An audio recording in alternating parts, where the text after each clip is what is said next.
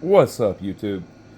Today we're gonna do a quick video, not my typical half-hour videos.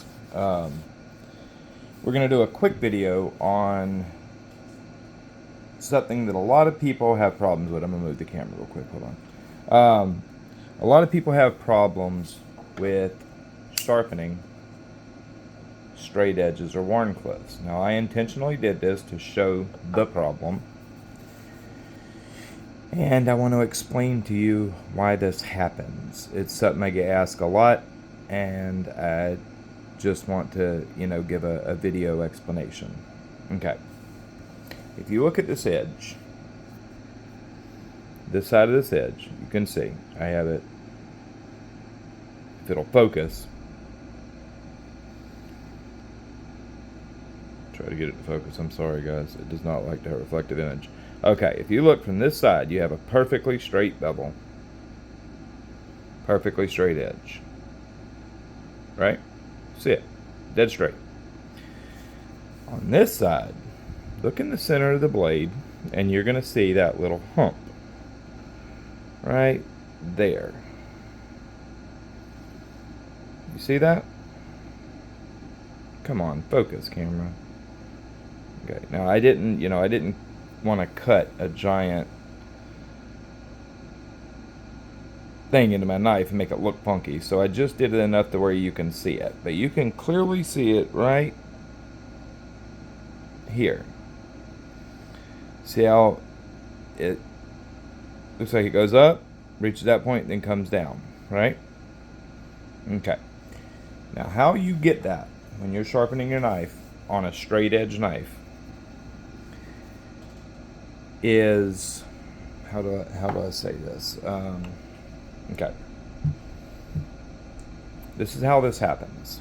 Now, I'm not going to sharpen this knife because it's freshly sharpened, and I put the edge on it and intentionally put that that little defect in it, but it's a razor sharp edge and I just don't want to waste it. But as you can see, it's an absolute razor. Stop looking through the camera. Anyways, very sharp. Okay. So I don't want to, I don't want to ruin this brand spanking new edge. That's literally the first piece of paper it's cut. It literally is a brand new edge. It's not going to focus on that knife. Anyways, okay. So how you get this, how you get that hump right there. A lot of people think it's because they're changing the angle. You actually can see it really good from down here. It is not. I mean, it can be, but typically it's not. What causes this is this right here. Okay. So say you're going to sharpen a knife. Now, I'm not going to touch my edge to the stone because I don't, want to damage this edge, and I don't want to resharpen it. Okay. What it is from, so you're holding your angle. Everything's good. Now, this knife here is, you can keep this knife completely on the stone. But if you're going to make this motion here to get your scratch pattern. That way it's not just a vertical scratch pattern. What causes this is, if you're holding your angle correctly, is this right here. Not this. This. When you come off the stone, you got this hand over here that's not, more and more pressure is being pushed back here. Even if you're not being cognizant of it, it doesn't change the fact that you are. It's something that you have to think about, or you will do it even though you think you're not. Okay, what causes this is from you, as you're coming off, you're applying more pressure and raising the knife like this. Now, as you get towards the tip, you got this hand here, you're holding that back against the edge. That's where you notice it, but in the center, that's why it'll almost always be right in the center of the blade.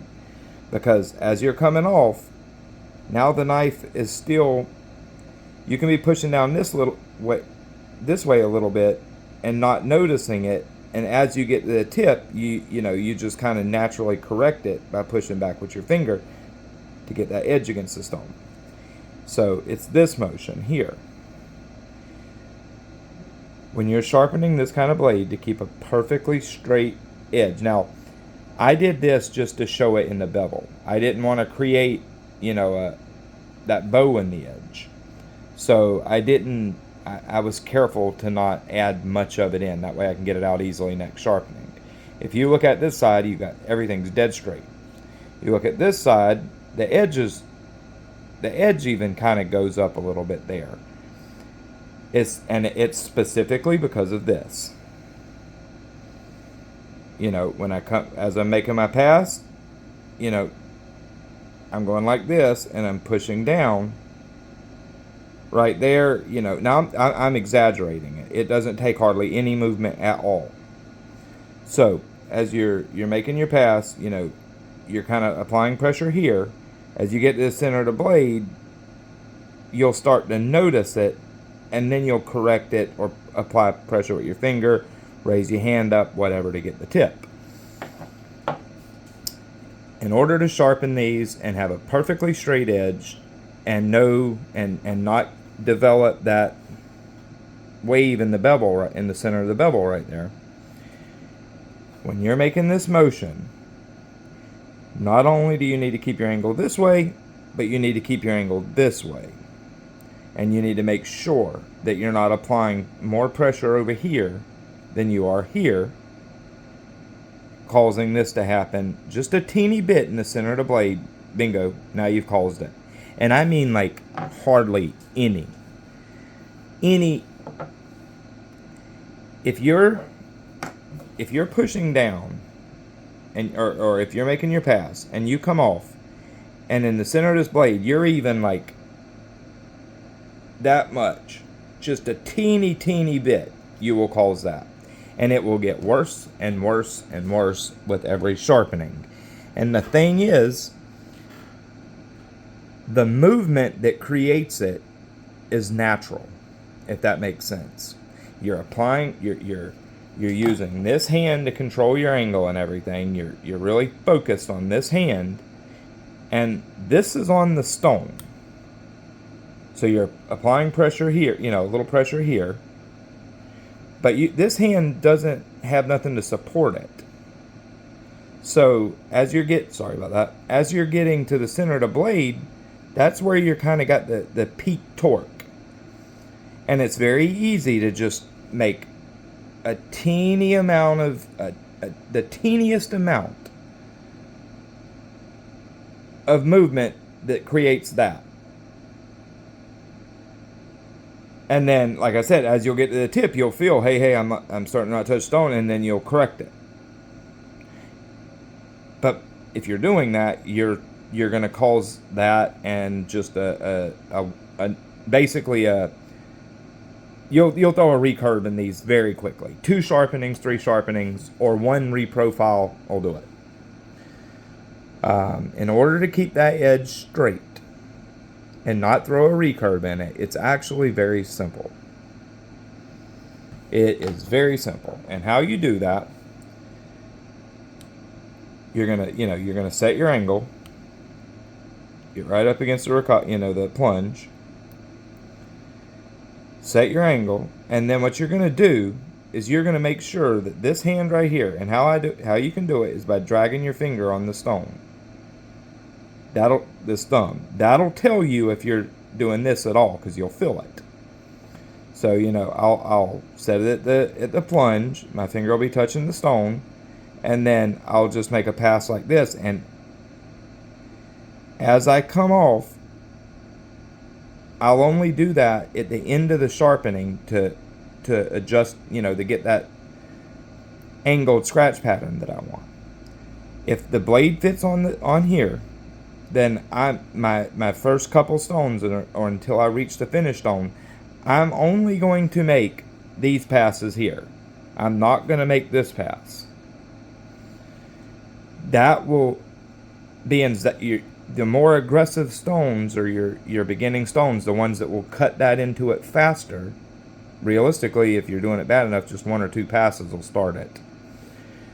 Those are going to be on your, your starting stone. So if you can keep that on those stones, by all means do it. That will eliminate that issue.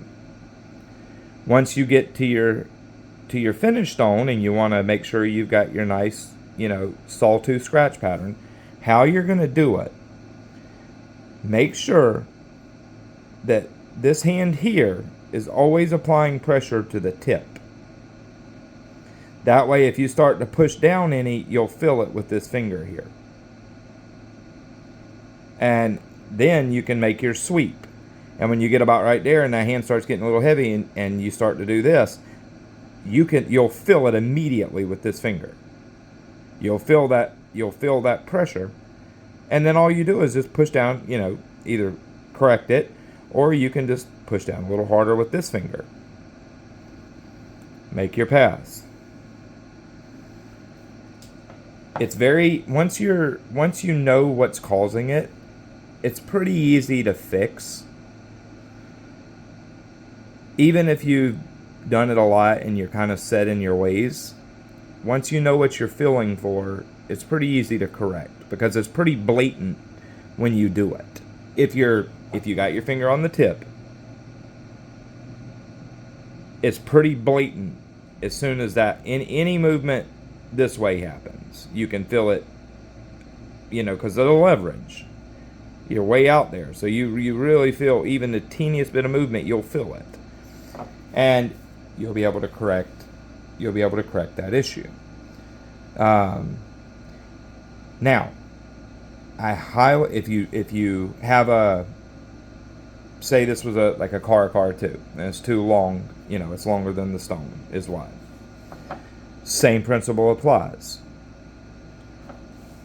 When you set it on the stone, your blade's going to be here. Don't put your finger here in the middle of it. Put it right at the tip.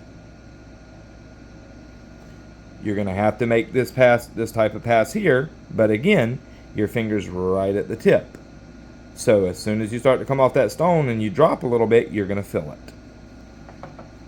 If you do, say you have a knife that has, say you have a knife that you've already done, got this going. How do you correct it? Okay. The easiest way to correct it, increase your angle slightly. Like say you was sharpening that knife at 17 degrees per side. Take it back to 20. Go ahead and, go back to 20 degrees and follow the steps that I said. If you continue to drop the angle or sharpen at that angle, it'll just get worse and worse and worse. And if you try to drop the angle to clean it up, it'll just compound. So the only real way to correct it is increase your angle a couple degrees, follow what I told you to do, and after 2 or 3 sharpenings, you're basically gonna work that edge bevel away and get up here back to new steel. So the object is you kind of just want to remove this edge bevel. It's gonna take 2 or 3 sharpenings to do it, and maybe even 5 if you're just removing a teeny bit of metal to not waste steel. And it will correct itself if you do that. And then once it's corrected itself, you got your edge back straight. You don't have that wonky bevel. You don't have that recurve in it. Then you can go ahead and lower it back. But the only real way to do it, even if you're very, very, very good, and I'm a very, very good sharpener, and I can tell you right now, trying to do it at the same angle or lowering the angle to catch up with that divot, and it would be almost impossible. Or I would have to remove a ton of steel, and it would be very difficult to not add into it, even if you was trying your damnedest to not do it. So yeah, the only real way to do it, like I said, you're at 15, 17 degrees per side. Go ahead and set the bevel back at 20. sharpen it at 20, which is basically micro bevel it for the, basically. You're going to remove some of the steel at the down there at the tip, or at the apex. After a couple sharpenings, basically that whole bevel's width of the bevel that's there now, you're wanting to remove all that. So after a couple sharpenings, all that's going to be gone, and you're going to be now creating your edge up here. Especially on a knife that's like the width of the stone, like this. Go ahead and increase your angle, and it'll basically just, if you follow what I said, it literally will just take care of itself. If you make sure you're making straight passes, you're going to get, it'll cut back a perfectly straight edge, and you're going to remove that little wonky bevel. That's the only way I've ever been able to figure out how to do it. There may be other ways to correct it once it's done, but the problem is there's no way to correct it without removing a lot of steel. Even if you do it that way, you'd still be removing a shit ton of steel. So that's why I'm saying don't worry about it at the start. It's already there. Sharpen the knife, use it. When it's time to sharpen again, use it, and just keep doing that until it clears itself up on its own, rather than wasting. In this case, it would probably take me at least 2, maybe 3 edges to fix that. Just that little teeny wave right there. It's going to take 2 or 3 edges at 20, with a raised angle to correct that. If you threw a bad one in, it could take you 5 or more, 8 edges. Do you really want to waste that much steel all at one time just to get that out? It doesn't make sense to me. You're going to waste the best while the geometry is good, you're going to waste all that steel, and then when it's back, when it's how you want it, you're going to be at 30 thousandths behind the edge. Like, enjoy those edges. While every time you sharpen it, the geometry gets a little worse. Remember that. So enjoy those edges, and don't remove steel just for no reason. That little swoop right there, or even if you threw a recurve in it, the knife's still going to perform great. So use those edges up, and it'll correct itself over X number of sharpenings. Each sharpening, it'll be a little better than it was the time before, until it's gone. But and if you're super OCD and you got to have a perfectly straight bevel, and you have to have a perfectly consistent straight edge, and well, then get on the stone, raise the angle up a couple degrees, and just get to working, and work it out that way. But you're gonna remove like many sharpenings worth of steel off your knife just to correct that. And if that's what you do, that's what you do. But anyways, I've told you how to correct it. That dip is all in this right here, not this. It's that. If that knife stays perfectly level, you will not get it. If that knife is being and you make that little, you correct it. If you do that, and the thing is, from professional sharpening, I see a lot of people's knives where they've got it so bad that they don't know what to do, and they send it to me to fix it. Some of them is so bad that basically I just say I can't fix it because I'm going to have to sharpen a quarter of the blade away in order to do it. But the thing is, where that happens, where that tilt happens, is almost in the same place. If you do that, you're going to be very consistent at what point that you do that at. So it's going to be in the center of the blade, I can tell you that. But because of where you do it at, each stroke, you're really working that area hard. Because remember, as you go like this, you're putting normally you got the whole, a large portion of the blade making contact with the stone. So the pressure is spread out over the, all that cutting edge. But when you go like this, and then you correct it, at that spot where you're going like this at, you're putting that corner of that stone basically all in a very small spot in that blade. So the pressure on that spot is much higher, and that causes it basically to dig in, if that makes sense. And where you'll do it at will be very consistent from pass to pass. So when you make that pass, you start to fall down right there, you move a little bit, then you correct it.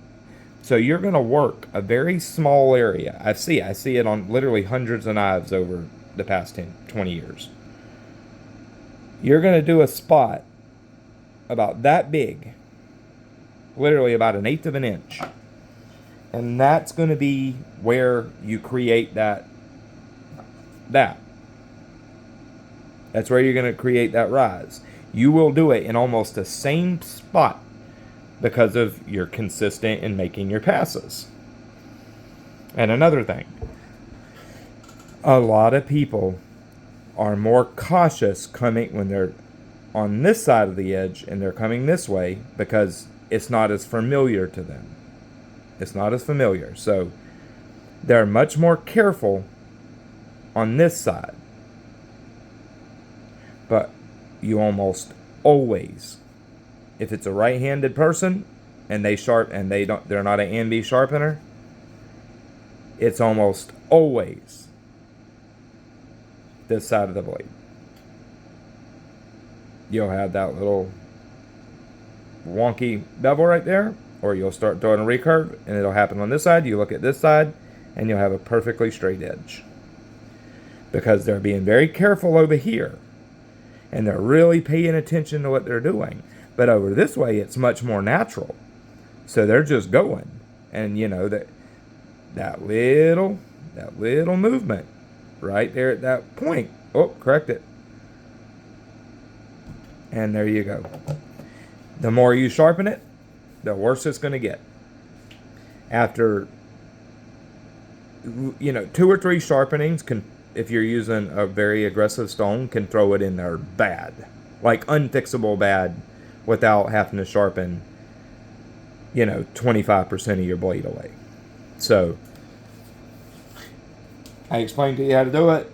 When you're working with these knives, make straight passes on your coarse stones if you can. If the blade is not wider than the stone is, or the blade's not longer than the stone is wide, if you can keep the blade on the whole stone, just make straight passes.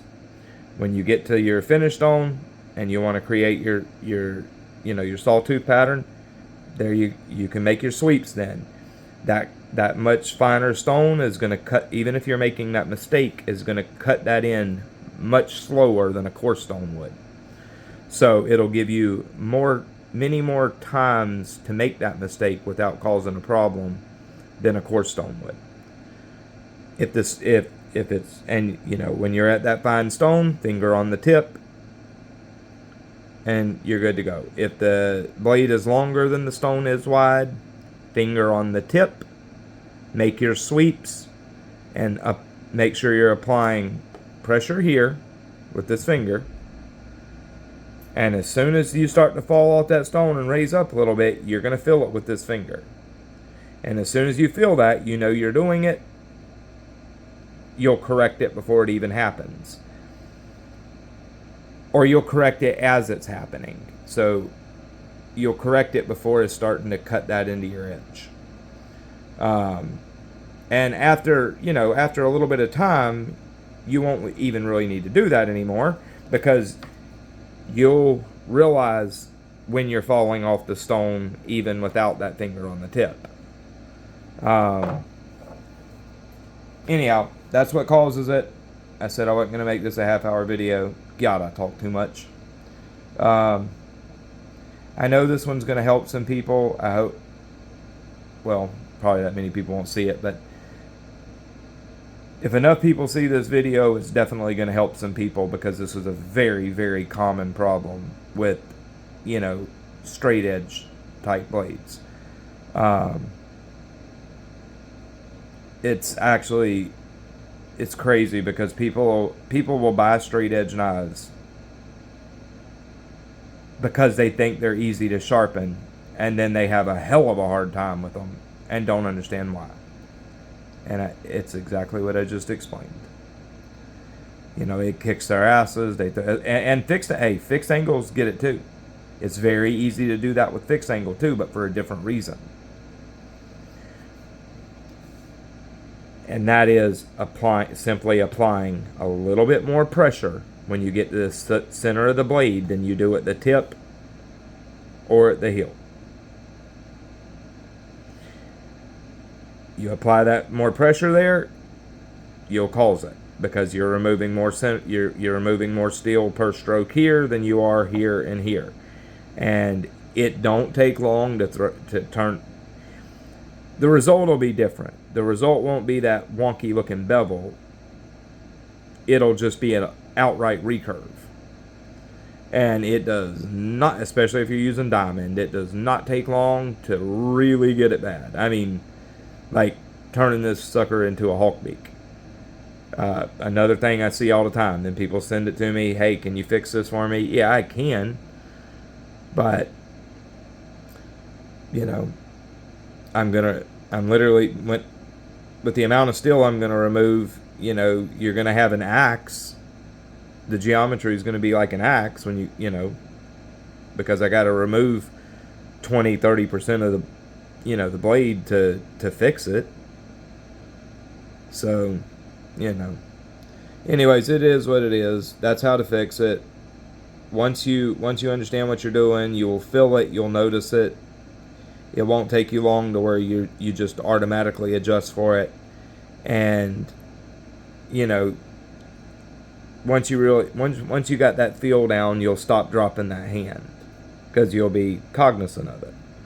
So, anyways, 27 minutes of me running my mouth. I hope this helps somebody out. If you've had a hard time with them before, implement this. I guarantee you it will fix that issue for you, and you will have nice straight wharncliffe or straight edge type edges. No recurves, no funky bevels. It's as simple as not dipping that wrist, or not even dipping the wrist, letting your hand fall down. You need to keep that. You want that edge dead. You want that. If you start here, you want to finish at that same exact level. You don't want any of this. You don't want this. All right, guys. 30 minutes or 28 minutes now. Y'all have a good night.